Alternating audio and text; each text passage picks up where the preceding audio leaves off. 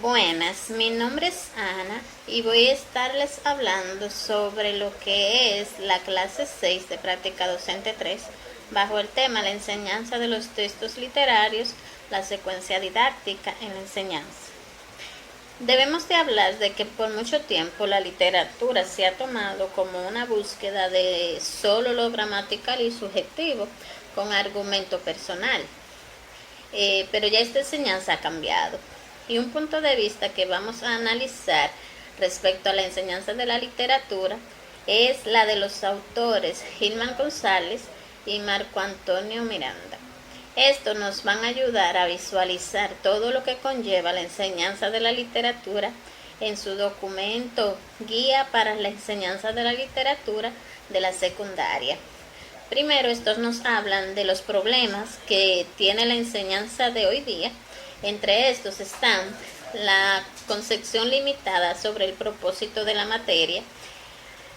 También, esto quiere decir que la lengua y la literatura se desarrollan como si su propósito fuese de configurar, en el peor sentido de la idea, una historia compilada de la literatura bajo un paralelo de un taller de ortografía o dramática, o sea, no tiene un sentido más allá de lo gramatical y ortográfico y las palabras desconocidas.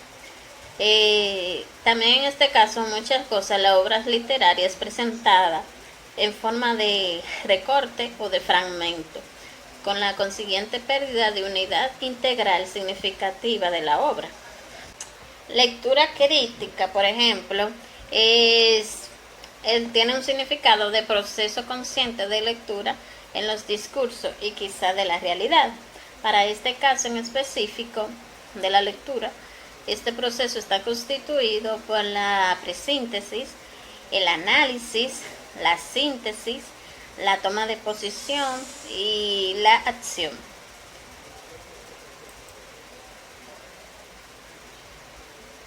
En lo que consta la literatura crítica de la literatura, esta conlleva un análisis filológico, un análisis estructural y más adelante la relación de la obra literaria con otros discursos de la época y finalmente la relación de la obra con la tradición literaria.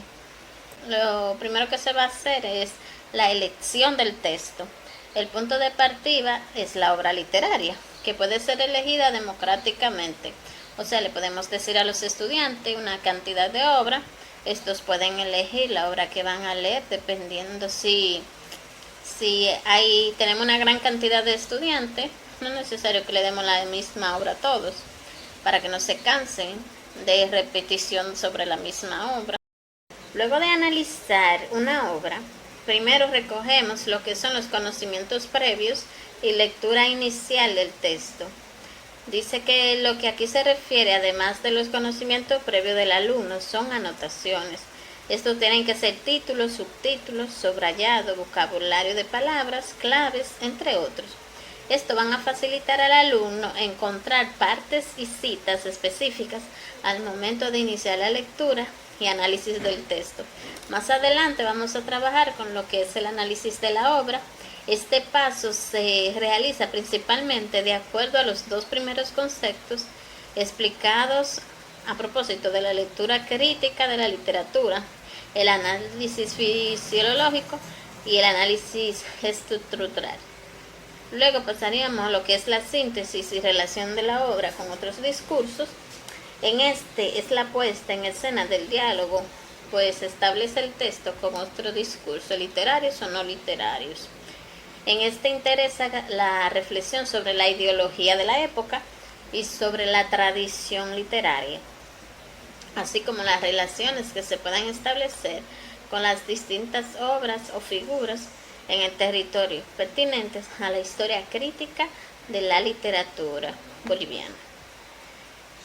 Toma de posición también es el momento en el que cada uno de los alumnos se sitúa frente al texto debido al trabajo realizado hasta ese momento.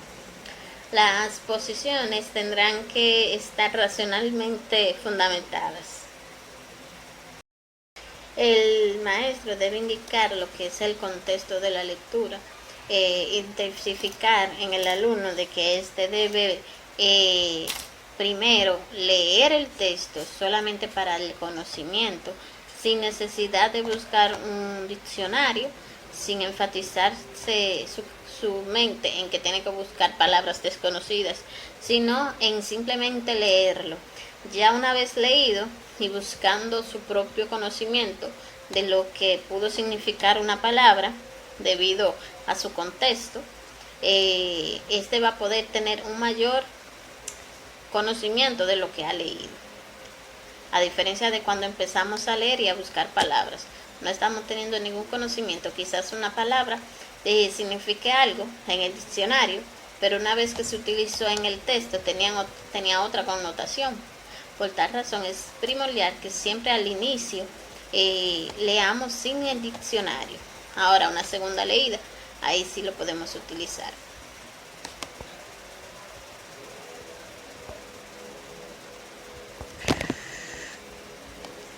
Pero muchachos, termina. Desde la perspectiva de la gestión de propósito y competencia, se debe tomar en cuenta que los alumnos y el maestro van a determinar los propósitos y las competencias a utilizar. También las tácticas están determinadas por el profesor, también la competencia y el propósito pueden ser también conocidos por el alumno. Una vez que el maestro lo sepa, debe de informarle a su alumno qué se busca en esa clase. El propósito de la competencia son generalmente temáticos y surgen de la propia experiencia y de la primera información de los alumnos tienen de la obra elegida. La evaluación del trabajo está relacionada con la consecución de los propósitos y las competencias. Esta puede ser socializada de dos maneras: por evaluación práctica, que pueden darse a través de las aplicaciones de los conceptos aprendidos en una nueva lectura, o con la evaluación reflexiva, que puede darse a través de la discusión de cada una de las etapas del proyecto realizado. El maestro debe indicar lo que es el contexto de la lectura, intensificar en el alumno de que éste debe primero leer el texto solamente para el conocimiento, sin necesidad de buscar un diccionario, sin enfatizarse su mente en que tiene que buscar palabras desconocidas, sino en simplemente leerlo. Ya una vez leído y buscando su propio conocimiento de lo que pudo significar una palabra debido a su contexto, este va a poder tener un mayor conocimiento de lo que ha leído. A diferencia de cuando empezamos a leer y a buscar palabras, no estamos teniendo ningún conocimiento, quizás una palabra signifique algo en el diccionario, pero una vez que se utilizó en el texto tenía otra connotación. Por tal razón es primordial que siempre al inicio leamos sin el diccionario. Ahora una segunda leída, ahí sí lo podemos utilizar. Respecto a las actividades en el aula, podemos hacer selección de texto, prelectura, lectura de actividades, entre otros. También están las actividades para el texto poético, temas poéticos, podemos mencionar de amor, desarrollando diferentes actividades como el amor sexual, definición del amor, naturaleza y amor, amor elemental, el amor eterno, entre otros. Estos también podemos representarlo por imágenes. Ponemos el texto para que éste lo lea. Una vez hecho todo esto, buscamos lo que es la estructura o lo que es la rima. Vamos a buscar toda su estructura en lo que es la rima, entre otros. Esto cuando es un texto poético. En conclusión, podemos decir que la literatura es una actividad auténtica y valiosa para el trabajo en el aula, ya sea para trabajar la lengua, la cultura o el fin de sí mismo. Esta debe de estar a cargo de las competencias literarias, la que compone 4 objetivos fundamentales que se deben trabajar.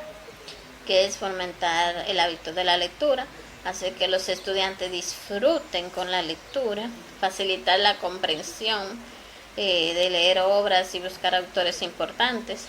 Las explicaciones del profesor deben de ser menores en favor de un aprendizaje más efectivo que libere las destrezas. Es por eso prioritario rebajar el excesivo protagonismo que el vocabulario adquiere en el trabajo de la literatura en el aula. Respecto a las actividades, va a preparar al alumno para la recepción de cualquier texto literario en cualquier época. El profesor no debe olvidar el fin último de la literatura, que es el placer de leer. Bueno, esto es todo. Espero que le haya interesado el tema y que lo pongan en práctica a la hora de dar su clase, de que sus textos escogidos para los chicos sean de ayuda, tanto en lo personal como en lo estético, que deje algo de experiencia al alumno y que lo ayude a amar la lectura. Gracias.